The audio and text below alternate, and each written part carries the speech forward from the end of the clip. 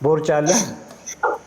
አዎ በሚገባ እኮ ቦርጭ እያለ በሽታ መጣ ብለሽ አላሰብሽም? አሁን ስኳር የሚባል በስም የሚታወቅ ነገር ሲነገርሽ በድንገት አልሻለም? መድኃኒት እየወሰድሽ ነው? መድኃኒት ዶክተር አዞልኛል፣ ግን እስካሁን በምግብ ላሻሽለው ሞክሬ አልወሰድኩም። ለምን? ምክንያቱም እኔ የማውራውም የህክምና አካል ነው። ላይፍስታይል ሞዲፊኬሽን የህክምናው ቤዝ ነው፣ መሰረት ነው። ሄሞግሎቢን ኤዋንሲ 10 ማለት በጣም ሀይ ነው። ዘይት ለመቀነስ እየሞከርኩ ነው፣ ያዞረኛል። ማዞር ከዘይት መቀነስ ጋር እያያዘን ምግባችሁ ስታበስሉ ዘይት ቀንሱ ነው። ዘይት ቀንሱ ስትባሉ ዘይት ማቆም ነው ቶሎ አእምሯችሁ ላይ የሚመጣው እና ኢስኖት የተለያዩ ነገሮች ናቸው። ዘይት አቁሙና ዘይት ቀንሱ ኮምፕሊትሊ የተለያየ ነገር ነው። ኢትዮጵያውያን አመጋገባችን ላይ ከፍተኛ ዘይት ቅቤ እንጠቀማለን።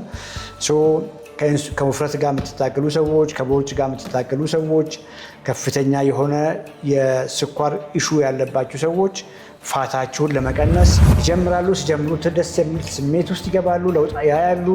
ግን ይሄ አያዛልቅም። ከጊዜ በኋላ ማዞር፣ ድካም፣ የቆዳ መንጠልጠል አፕል ምናምን ያለው ያካተተ ይሰጠኝ ነበረ ማለት ነው። ረሃብ አያስቸግርህም ነበር? በጣም ነበረ የሚርበኝ። በጣም ነው ያስደነገጥኳቸው በዙሪያ ያሉ። ምክንያቱም ከቁመቴም ከክብደቴም አንጻር በአንድ ወር 7 ኪሎ ነው ኦልሞስት የቀነስኩትና ሰዎች ታመሃል ምን ሆነ ነው ነበረ ጥያቄ።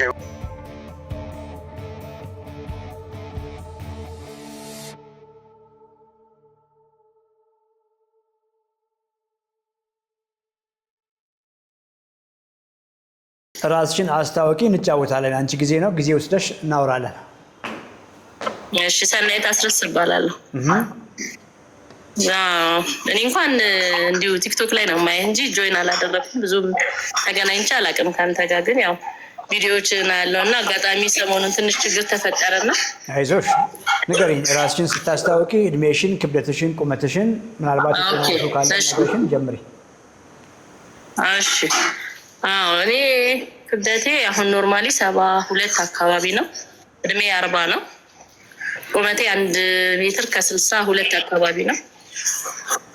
አሁን በቅርቡ ነው የወለድኩት። የ8 ወር ልጅ አለችኝ። 8 ወር ኦልሞስት ወደ 9 እና አጠባለሁኝ እና አጋጣሚ ስኳር ተከሰተና። አጋጣሚ አይደለም። ኖርማሊ አጋጣሚ የሚባል አይደለም። ትክክል። እድሜ ስንት ነው? ድገሚልኝ። እድሜ 40 ዶክተር 40። ኪሎች ስንት ነው? ኪሎ አሁን 72 አካባቢ 72 1 ሜትር ከ62። ቦርጭ አለ? አዎ በሚገባ እኮ ቦርጭ እያለ በሽታ መጣ ብለሽ አላሰብሽም? አሁን ስኳር የሚባል በስም የሚታወቅ ነገር ሲነገርሽ በድንገት አልሻለም? ያው ከዚህ በፊት እርግዝና ላይ ነበረ ተከስቶ ነበረ እና በመሀል ጠፋና ራስ ቤት እያለው አሁን ግን በቃ በጣም ሀይ ሆነ። ኢቨን የ3 ወር ምናምን ተመርመሬ ወደ 10 ነጥብ ምናምን ሆነ። ከ6 በታች ነበር መሆን የነበረበት መሰለኝ አይደል? መድኃኒት እየወሰድሽ ነው? መድኃኒት ዶክተር አዞልኛል፣ ግን እስካሁን በምግብ ላሻሽለው ሞክሬ አልወሰድኩም። ለምን? ምክንያቱም እኔ የማውራውም የህክምና አካል ነው። ላይፍስታይል ሞዲፊኬሽን የህክምናው ቤዝ ነው፣ መሰረት ነው። መድኃኒት እየወሰድሽም ላይፍስታይልሽን ቀይረሽ ጊዜው ደርሶ ቅድም እንዳልሽው የ3 ወር ስኳሪ 6 በታች ሆኖ የየቀኑም ስኳር ተረጋግቶ እስቲ መድኃኒት እንቀንስና ቁም ማለት እኮ ይሻላል። ቢኮዝ ከፍ ያለ ስኳር ይኸውልሽ አሁን በጣም እንደው እንዴት አድርጌ ላስረዳሽ? ሄሞግሎቢን ኤዋንሲ 10 ማለት በጣም ሀይ ነው፣ በጣም ሀይ ነው ስኳር። ያ ማለት ገብቶሻል? እያንዳንዱ ስኳር የሚያመጣው ነገር ስራውን እየሰራ ነው። ዛሬ አይንሽ እያየ ነው፣ ኩላሊትሽ እየሰራ ነው፣ እንደቀላል ነው እያየሽ ያለሽው። ግን ስኳር ያመጣል የሚባለውን የሰማሽውን ነገር አሁን አይደለም የመጀመሪያ ጊዜም በእርግዝና ስኳር አለብሽ ያሉሽ ጊዜ ጀምሮ ስቲል ስራውን እየሰራ ነው። እርግጠኛ ነኝ አንቺ አንድ ቀን እርግዝናው ስኳር አለብሽ አሉሽ ምናልባትም ድጋሚ ሄደሽ ስታይ የሆነ ጊዜ የለም አሉሽ፣ ድጋሚ አልታየሽም። በቃ መታየትም አትፈልጉም። በቃ ጀስት ያቺ ደስ ትለናለች። ድጋሚ ሄዳችሁ ስትታዩ ከፍ ይላል ብላችሁ ስጋቱ ስላለ ቶሎ መመርመር የለም። ኤኒዌይ አሁን እንግዲህ የ8 ወር ልጅ አለሽ። ሲሪየስ ነገር ነው። ገብቶሻል? ለራስሽም ስትይ ለቤተሰብሽም ስትይ ከዚህ በኋላ ሲሪየስ ሁኚ። እንግዲህ እኔ ጋር ብትመጪ ኦንላይንም አሁን ዛሬ በደንብ ባስጨብጥሽ መንገዱን ነው የማሳይሽ። እኔ የሚሰራውን መንገድ ነው የማሳይሽ። የፈጸምሽው ነገር ነው የሚቀይርሽ። ይሄን ያክል ካልኩሽ ዛሬ ምን በላሽ? ምግብሽን እንይልሽ። ቁርስ፣ ምሳ፣ እራት? ቁርስ ፉል የሚባል ምግብ ነው የበላሁት። ምንድን ነው እሱ ነገር? እስቲ እንዴት ነው የሰራሽው አንቺ ፉል? አይ አጋጣሚ ስራ ቦታዬ ነው የነበረው ምግቡ እና እዛው ነው የምመገበው። አለን ያቀርቡልናል። እና ገባኝ። ምንድን ነው ፉል? ይሄ ቦሎቄ በሶስ በስልሲ።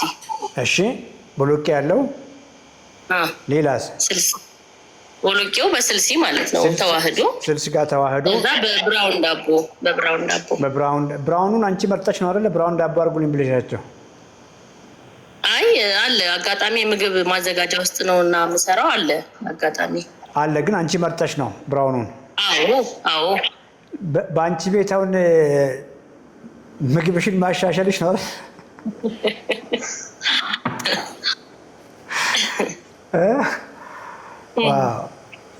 ኤኒዌይ ያ ዘይት አለው አይደል? ያ ፉል በፊት አውቀዋለሁ። ዘይት ይደረግበታል። ዘይት አለው። አለው። ምን አለ እንደው ከዳቦ ይልቅ እንደው ዘይቱን በፈራሽ ኖሮ። ትክክል። ምሳስ ምን በላሽ? ምሳ ደግሞ አልጫ ስጋ ወጥና በጥቁር እንጀራ። አጋጣሚ ጥቁር እንጀራ ነው ቀይ እንጀራ አሁንም በአንቺ ቤት ያው ከነጩ እንጀራ ጥቁሩ ይሻላል ብለሽ ነው? አይ እሱ እንኳን አይደለም፣ እንዲሁ ተፈጥሮ የሆነው ቀይ እንጀራ እወዳለሁ አጋጣሚና። እንግዲህ አሁን ደግሞ ቅድም እኮ ብለሽኛል በአመጋገቤ ልሞክር አላልሽውም እንደ ገብቶሻል? አይ እንጀራው ነጩንም እመገባለሁ፣ ግን ያው ጥቁሩን ሳገኝ ጥቁሩን በላለሁ ብዬ ነው እንጂ ልክ ነህ። ብዙ ጊዜ ያው ስኳር ሲኖር ያው ቶሎ አእምሯችን ላይ የሚመጣው ነጩን ጤፍ በቀይ ጤፍ መቀየር፣ ስንዴ ዳቦ በገብስ ዳቦ መቀየር ነው አይደል? ይሄ ነው እንግዲህ ያው ሄልዚ ብለን የምናስበው። ኢስ ኖት ሄልዚ አይደለም። ይሄንን ነው እያወራን ያለ ነው። ጉድ ሶ የሚሰማሽ ኢነርጂ እንዴት ነው? አቅም አለሽ ወይ? ብርታት አለሽ ወይ? እንደ ጉርምስና ዘመንሽ እንቅልፍሽ እንዴት ነው? ብርታትሽ እንዴት ነው? ንገሪኝ እስኪ። ደህና ነበርኩኝ። ስፖርትም አጋጣሚ ሰራ ነበረ። ደህና ነበርኩኝ ብዬ አስባለሁ። ስፖርትም ሰራ ነበር። የመጀመሪያ ልጄ 9 ዓመቱ ነው። ከዛ በኋላ ነው ውፍረትም የመጣው። ግን ቦርጭ ነው፣ ሌላ ውፍረት የለኝም። ቦርጭ ብቻ ነው። ሌላ ውፍረት ማለት ሌላ ሰውነት እኮ ቢኖርሽ መጀመሪያ ቦርጭ አይመጣም ነበር። ሰውነት አይ እንደሌላው ሰውነት እግር፣ እጅ ምናምን ትልቅ የምባል አይደለሁም። ቦርጭ ብቻ ነው እንጂ ቀጭን ነኝ። እሱን አንቺ ለፕሮግራሙ እኮ አዲስ ስለሆንሽ ነው። ባይዘ ትክክል። አይ ልክ ነሽ። ለፕሮግራሙ አዲስ ስለሆንሽ እንጂ መጀመሪያም ቦርጫም የሆንሽው ሰውነት ስላሌለሽ ነው። ሰውነትሽ ቀጫጭን ስለሆነ ነው። አየሽ፣ መስል ስላለለሽ፣ ጡንቻ ስላለለሽ ነው። ደህና ሰውነት ስላለለሽ ነው ሆድሽ ላይ ብቻ ሄዶ የተቀመጠው መሄጃ አጥቶ። አዚሴም ደግሞ ሌላም ምክንያት ሊኖር ይችላል። በዚህ በልጅነትሽ ስኳርሽ ከፍ ያለውም በዚሁ ምክንያት ነው። ሶ ሚውት አድርጊና ቤዚክ ነገር አውራሻለሁ። ጎበዝ። ሶ አሁን 35 ዓመት በኋላ ብዙ ነገር ይለወጣል ሴቶች ላይ። ሆርሞኖችም ዲክላይን እያደረገ ነው። በቀላሉ ኢንሱሊን ሬዚስታንት መሆን አለ። በቀላሉ በወጣትነት ዘመን ሆርሞኖች ያሉ ሴቶች ላይ ትንሽዬ ላይፍ ስታይል ቼንጅ አድርገው ምግባቸውን፣ አኗኗራቸውን ቀይረው ስኳራቸውን ኮንትሮል ማድረግ አይከብዳቸውም። 35ን ስታልፉ ፔሪ ሜኒፖዝ ላይ ስትገቡ ኤስትሮጂን ዲክላይን ያደርጋል። ኤስትሮጂን ዲክላይን ሲያደርግ ሞር ኢንሱሊን ሬዚስታንት ይሆናሉ ሴቶች። ለዚያ ነው በወጣትነት ዘመናቸው ብዙ ቦርጭ ያላቸው ሴቶች እድሜያቸው የጨመረ ሲመጣ ምግባቸው እንኳን በፊት የሚመገቡትን ሆኖ ሄዶ ቦርጫቸው እየጨመረ የሚመጣው ማለት ነው። ኤስትሮጂን ዲክላይን ማድረግ አለ። በዚያ ላይ በቂ እንቅስቃሴ አለማድረግ አለ። ሶስተኛ ነገር ደግሞ በቂ ኳሊቲ ምግቦችን አለመመገብ አለ። ይሄ ሁሉ ተደማምሮ ዋጋ ለነገ ያስከፍልሻል። የመጀመሪያው ነገር የታዘዘልሽን መድኃኒት ካለሽ ዛሬ ነው ዋጪ፣ ከዚህ ጀምሪ መዋጡን። ቢኮዝ እንኳንና ሮንግ ላይፍ ስታይል ዛሬ ያደረግሽው ነገር በሙሉ ምንም የምግብ ግንዛቤ እንዳሌለሽ ያሳያል። እንኳንና ይሄ ሆኖ አሁን የምነግርሽን ነገር ከነገ ጀምሮ እንኳን መፈጸም ብትጀምሪ ጎን ለጎን አድርጊ መድኃኒቱን፣ ይተጋገዛሉ። ቅድም እንዳልኩሽ ከፍ ያለው ስኳር ብቻውን አደገኛ ነገር ነው። ይህም ፕሮግራም እየሰማችሁ ያላችሁ ሰዎች ከፍ ያለ ስኳር ካለ እንደ ቀላል ነገር አትዩ። ብቻውን ሃይፐርግላሲሚያ የምንለው ወይም ደግሞ ከፍ ያለ ስኳር ማያመጣው ነገር የለም። ነርቮች ላይ፣ አይን ላይ፣ ኩላሊት ላይ እያንዳንዱን ደም ስሮቻችሁ ላይ አደጋ ያደርሳል እና መድኃኒቶቻችሁን ውሰዱ። መድኃኒቶቻችሁን እየወሰዳችሁ ነው ላይፍ ስታይላችሁን መቀየር ያለባችሁ። የምግብሽን የፕሮቲን መጠን ከፍ አድርጊ። ዛሬ የበላሹ ፉል እውነት ለመናገር ካርቦሃይድሬት በዘይት ተቀላቅሎ በሌላ ካርቦሃይድሬት በገብስ ዳቦ በላሽ እንጂ ምንም አይነት ኳሊቲ ምግብ እዛ ውስጥ የለም። ቤዝ የምግብሽ ቤዝ በተለይ ቁርስሽ ላይ እንቁላል ነክ ነገር ለመመገብ ሞክሪ። በዳቦ ግን አትመገቢ። ከአትክልቶች ጋር አድርገሽ ለመመገብ ሞክሪ። ዘን ምሳም ላይ እንደዚህ አኒማል ፕሮቲኖች የምንላቸውን አሳን፣ ቀይ ስጋን እነዚህ ለመመገብ ሞክሪ። ከአትክልቶች ጋር አድርጊ። እራትም ላይ እንደዛ አድርጊ። ከምግብ በኋላ 10 ደቂቃ ወካ አድርጊ። ዘን ስቴፕ ካውንተር ጫኝና በቀን ከ8,000 እስከ 10,000 እርምጃ ለመንቀሳቀስ ሞክሪ። ከባድ አይደለም። ከባድ መስሎሻል? 10,000 እርምጃ ኢስኖት። አንዳንድ ቀን ፈጣን ወካ አድርጊ። ከዚያ ውጭ በሳምንት 2 ቀን 3 ቀን የጡንቻ ስፖርት፣ የእግር ጡንቻ፣ የእጅ ጡንቻ ስፖርቶችን ለመስራት ሞክሪ። እንቅልፍሽ ላይ ስሪ። ስትሬስ ሌቭል ካለ፣ የስራ ጫና ካለ እሱን ለማሻሻል ሞክሪ። በቂ ፀሐይ ብርሃን አግኚ። በየጊዜው ቼክ አድርጊ። ከሐኪሞችሽ ጋር ተመካከሪ። ላይፍ ስታይልሽን ቀይረሽ የተሻለ ሰውነት ቢውልድ እያደረግሽ በዝም ብሎ አይመጣም። ሰውነት መገንባት ጥረት ይጠይቃል። ቦርጭሽ እየቀነሰ ሲሄድ ስኳሩም እየቀነሰ ይሄዳል። ስኳሩ እየቀነሰ መጥቶ መድኃኒት የሚቆምበት ወይም የሚቀነስበት ደረጃም ሲኖር ይሄንም ከሐኪሞችሽ ጋር ተነጋገሪና አድርጊ። ይሄን ካደረግሽ ለስኳር ብለሽ የጀመርሽው መንገድ ሁሉ ነገርሽን ይቀይራል። በጣም ብዙ ነገርሽ ይቀይራል። ይሄንን እንደ ክሪቲካል ነገር ያዡ፣ እንደ ቀላል ነገር አድርገሽ አተያዢ። ቻሌንጅ አይደለም ይሄ፣ ጊዜያዊ የሆነ ለስኳር ብለሽ ብታደርጊው አይደለም። የቀየርሽውን መንገድ ቀሪ ዘመንሽን ትኖሪበታለሽ። ቅድም መግቢያ ላይ ሳውራ ነበርና ዝም ብለሽ ግን ቅድም ያልኩሽን ፕሮቲኖቹን ከአትክልት ጋር ብቻ መመገብ በቂ አይደለም። ከሳምንታት በኋላ ለውጥሽ ታይቶ ሌሎች ነገሮችን መጨመር እዛ ላይ ያስፈልጋል። ጥራጥሬዎችን መጨመር ያስፈልጋል። ስሮችን እነ ድንች፣ ስኳር ድንች፣ ካሮትን መጨመር ሊያስፈልግ ይችላል። ሆል ግሬኖችን መጨመር ሊያስፈልግ ይችላል። እየበረታ ስትሄጂ ከጊዜ በኋላ እንጀራ መጨመር፣ ምናልባትም ቅድም ያልሽውን የገብስ ዳቦ፣ ንጹህ ገብስ ዳቦ መጨመር ሊመጣ ይችላል። ተመስገን። ስለ ጋውት ያልከው ጋውት የመጣው ከውፍረት ጋር ተያይዞ ከቦርጭ ጋር ተያይዞ ነው የሚመጣው። ኢንሱሊን ሬዚስታንስ ጋር ይያዛል፣ ከመወፈር ጋር ይያዛል። ከዛ ውጭ ደግሞ አልኮሆል ኮንሰምፕሽን ካለ ከአልኮሆል ጋር በጣም ይያዛል። ዘን እነዚህ የሚጠጡ ጣፋጮችን ከመጠቀም ጋር ይያዛል። ኤኒዌይ እነዚህ በሙሉ አንድ ናቸው። ኢንሱሊን ሬዚስታንስ ጋር ነው የሚያያዘው። ብዙ ጊዜ በሕክምናውም ጋውቲ አርትራይትስ ካለ ቶሎ አእምሯችን ላይ የሚመጣው ያው ስጋ አቆሙ፣ ቀይ ስጋ አትብሉ ምናምን ነው። ከዛ ይልቅ ነምበር 1 ቶሎ ማቆም ያለባችሁ አልኮል የምትወስዱ ሰዎች፣ ቢራ የምትጠጡ ሰዎች፣ ድራፍት የምትጠጡ ሰዎች እነሱን አቮይድ አድርጉ። ጁስ፣ ለስላሳ፣ ኢነርጂ ድሪንክ፣ አልኮል ነፃ መጠጦች የምትጠጡ ሰዎችም ሃይ ፍሩክቶስ ኮርን ሲራፕ ያለባቸው ምግቦች፣ ፕሮሰስድ ካርቦሃይድሬቶችን አስወግዱ። ከዚያ ውጭ ግን ሁልጊዜም እዚህ ፕሮግራም ላይ እንደምናወራው የምግባችሁን ኳሊቲ ያሻሽሉ። ኳሊቲ ፕሮቲኖች፣ ኳሊቲ ካርብ ፋት አድርጉ። እዛ ላይ ትክክለኛ ኤክሰርሳይዝ ስታደርጉ ፋታችሁ እየቀነሰ ይመጣል። ኢንሱሊን ሬዚስታንስ ይሻሻላል።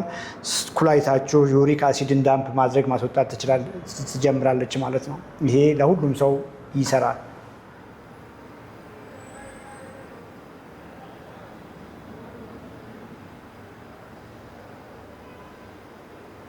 ዘይት ለመቀነስ እየሞከርኩ ነው፣ ያዞረኛል። ማዞር ከዘይት መቀነስ ጋር አያያዝም። ምናልባትም ይሄ የተመገብሽ ያለሽው አመጋገብ ትክክለኛ ነው ብዬ አላስብም። 120 ግራም ፕሮቲን እያገኘው ነው፣ ቆንጆ ነው። ዩዝ ሲምፕል ካርብ አይጠቀምም። አይ ዶንት ዩዝ ኦይል እንደ ሱገር። ዩዝ አለማድረግ አይደለም። ምግባችሁን ስታበስሉ ዘይት ቀንሱ ነው። ዘይት ቀንሱ ስትባሉ ዘይት ማቆም ነው ቶሎ አእምሯችሁ ላይ የሚመጣው እና ኢስኖት የተለያዩ ነገሮች ናቸው። ዘይት አቁሙና ዘይት ቀንሱ ኮምፕሊትሊ የተለያየ ነገር ነው። ኢትዮጵያውያን አመጋገባችን ላይ ከፍተኛ ዘይት ቅቤ እንጠቀማለን። ከውፍረት ጋር የምትታገሉ ሰዎች፣ ከቦርጭ ጋር የምትታገሉ ሰዎች፣ ከፍተኛ የሆነ የስኳር ኢሹ ያለባችሁ ሰዎች ፋታችሁን ለመቀነስ ሰውነታችሁን ቢውል ለማድረግ የፋት የዘይት ወይም ደግሞ የቅባት ሶርሳችሁን ናቹራል ምግቦች አድርጉ እና አቮካዶን አድርጉ፣ ነቶችን አድርጉ፣ የቅባት እህሎችን አድርጉ። ከናቹራል ምግቦች ከነ አሳ የምታገኙት ፋት ላይ ፎከስ አድርጉ። ከውጭ ዘይት ብዙ አትጨምሩ፣ ቅቤ አትጨምሩ ነው እሳቤው። ያ ማለት ግን ዜሮ ዘይት ማለት አይደለም። ማዞር ግን ከዘይት ጋር ከዘይት መቀነስ ጋር አያያዝም። ምናልባትም እየተመገብሽ ያለሽው ምግብ በቂ አይደለም። ቅድም መግቢያ ላይ ላውራ እንደሞከርኩኝ ብዙዎች ፕሮቲኗን ያቺ 120 ግራሟን ከአትክልት ጋር እየበሉ ለረዥም ጊዜ መሄድ ይፈልጋሉ። ሰውነታችን እንደዛ አይሰራም። ያ ሲሆን አንድ ብዙ ኒውትሪሽናል ዲፊሽንሲ ውስጥ ልትገቡ ትችላላችሁ። ቢኮዝ ምግባችሁ የተገደበ ነው። ስጋ ወይ አሳ ከጎመን ጋር ብቻ ነው የሚሆነው።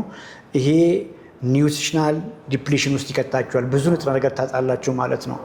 መሆን ያለበት አንድ ሰው በደንብ ወክ እያደረገ በደንብ ክብደት እያነሳ ብዙ ምግቦችን ሄልዚ ምግቦችን ነው ብዙ ምግቦችን ብዬ የማስበው የተመገበ እንዲሆን ይሻላል።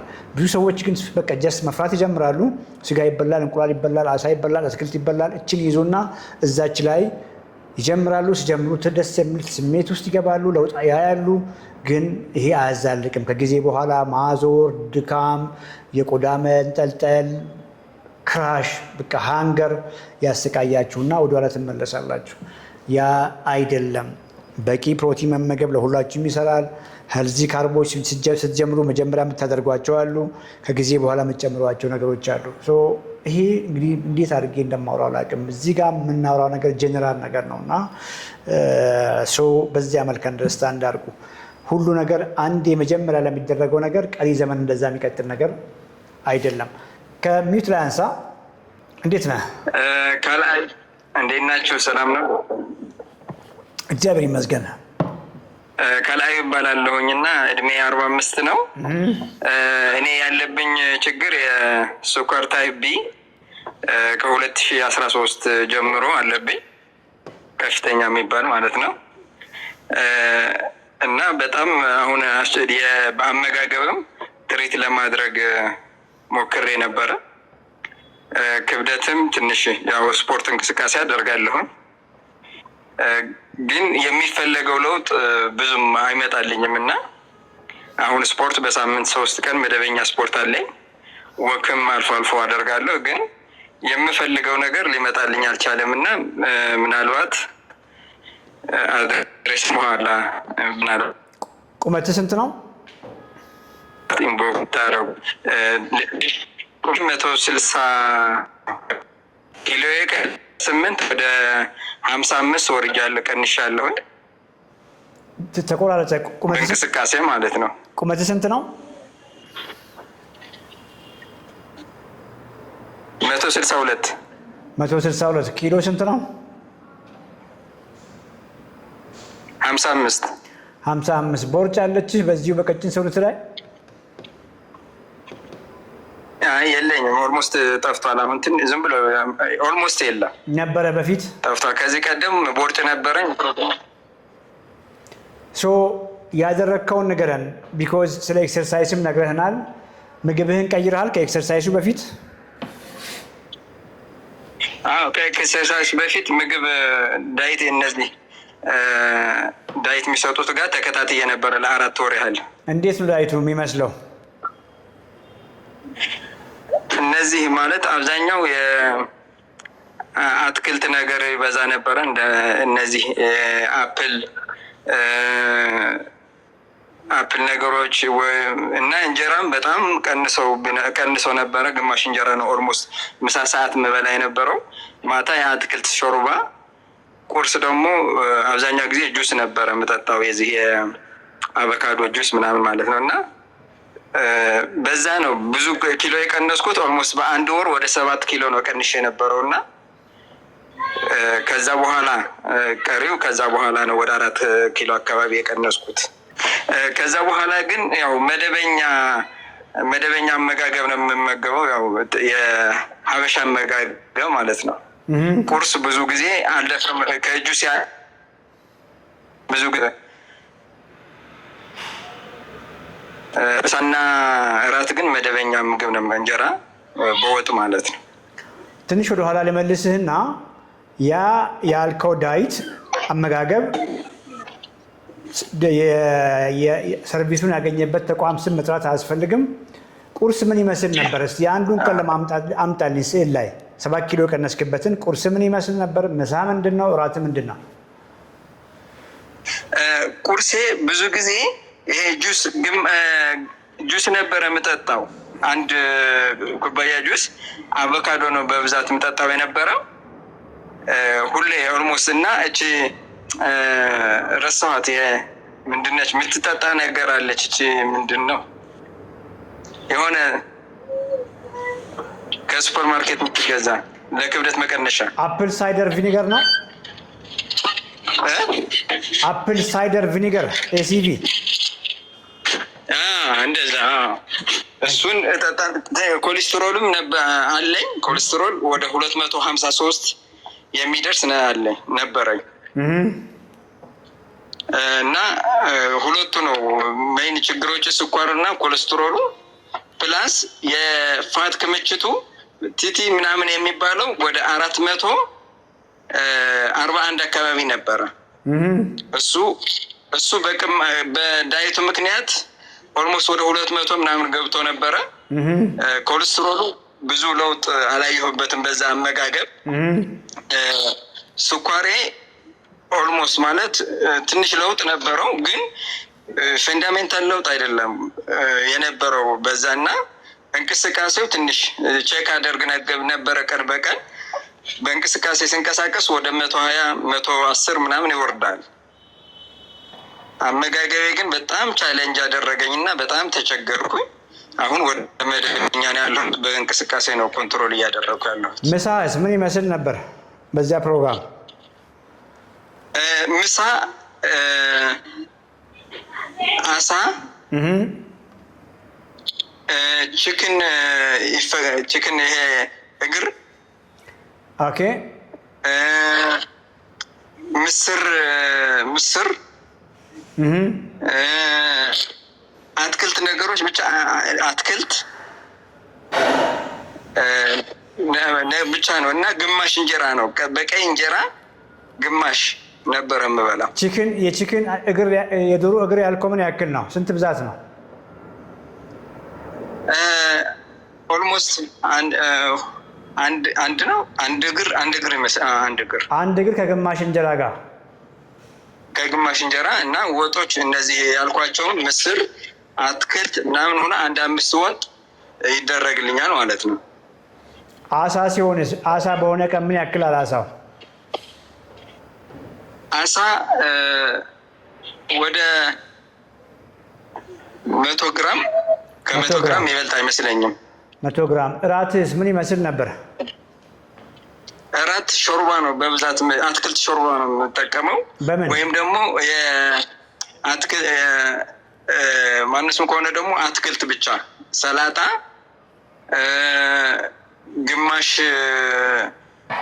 ግማሽ አፕል፣ ሩብ ኦሬንጅ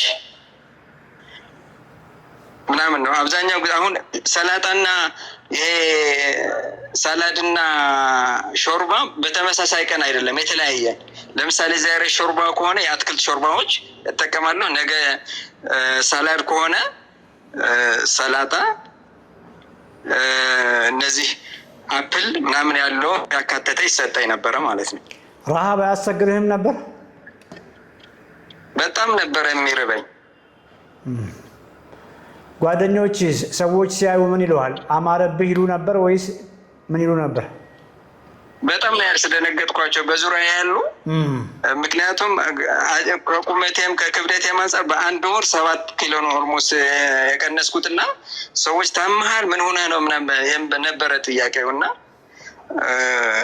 ከዛ በኋላ መመለስ አልቻልኩም። እርግጥ እንቅስቃሴ ሲጀምር ኖርማል ነኝ አሁን፣ እርግጥ ኖርማል ማነሱ ነው። ነገር ግን ያቺ አንዷ ወር በጣም አስደንጋጭ ነበረ። ሰዎች ሲያዩ እንደነግጡ ነበረ። የስ ምንም ጥያቄ የለውም። በጣም ሰውነት ይጎዳል እና ስፖርትም ነበረው እንደዛም ሆኖ ወክ አደረግ ነበረ። የታዘዘልህ ስፖርት ነበር በዛን ጊዜ ምግቡን እንደዛ በምትበላበት ጊዜ? አይ ምግቡ ነው ግን ራሴው ወክ አየሁኝና ያንተ ቪዲዮ አይቼ እንቅስቃሴ በቀን 30 ደቂቃ የሚለውን አየሁና እዛ ምግብ ነው የታዘዘልኝ። እንቅስቃሴ ግን አደርግ ነበረ። ጧት 30 እስከ 1 ሰዓት ወክ አደረግ ነበር። እንደው ለምን ግማሿን ሰማ ታዲያ? ብዙ ነገር ነበር ማውራው። ለምን ወኳን ብቻ ወሰድክ? ምግብህንስ ጭምር ለምን አልቀየርክም? እሱ ነው አሁን ብዙ ጊዜ ይከታተላል። አመጋገቡ ያው የኛ ሀበሻዊ አመጋገብ ስለማይሆን እሱ ነው የፈራሁት እንጂ እንቅስቃሴ ብዙ ጊዜ አንተ ፕሪንሲፕሎችን አያለሁኝና ግን አልተከተልኩትም። ብዙ ፌል አድርጌያለሁ ኦብቪየስሊ። እንዲያውም ዛሬም የገባሁት ከተቻለ ኮንሰልተንሲ የእናንተ ድርጅት እንደዚህ መደበኛ አገልግሎት እፈልጋለሁ። ምክንያቱም በዚች ክብደቴ ሌላ ነገር የለብኝም፣ ሌላ ሱስ በነገራችን ላይ የለብኝም፣ ምንም አይነት ሌላ የለኝም እና ግን ስኳር ግን ኮንትሮል ማድረግ አልቻልኩም። እንደዛ እየተንቀሳቀስ አሁን ራሱ ከስፖርቱ ነው የተመለስኩት። ግን ይሄ ከተወሰነ ሰዓት በኋላ የመድረቅ ምላስ የመድረቅ ምናምን አይነት ባህሪ ያለኝና መደበኛ ክትትል በተቋሙ እፈልጋለሁኝ። ኢንቦክስ ታደርጉልኛላችሁ እየተስፋ አደርጋለሁ። ራስህን ቦክስ አድርግ። አሁን ቁጥርህን ብቻ አስቀምጥልኝ። ቁጥርህን ብቻ እዚህ ቲክቶክ ላይ ዲኤም አድርግ። ቁጥርህን ብቻ ከነ ኤሪያ ኮድ ሙሉ ቁጥርህን አስቀምጥ። ያ ቀላል መንገድ ነው። ወዲያው ከኛ ኦፊስ ይደውልልሃል።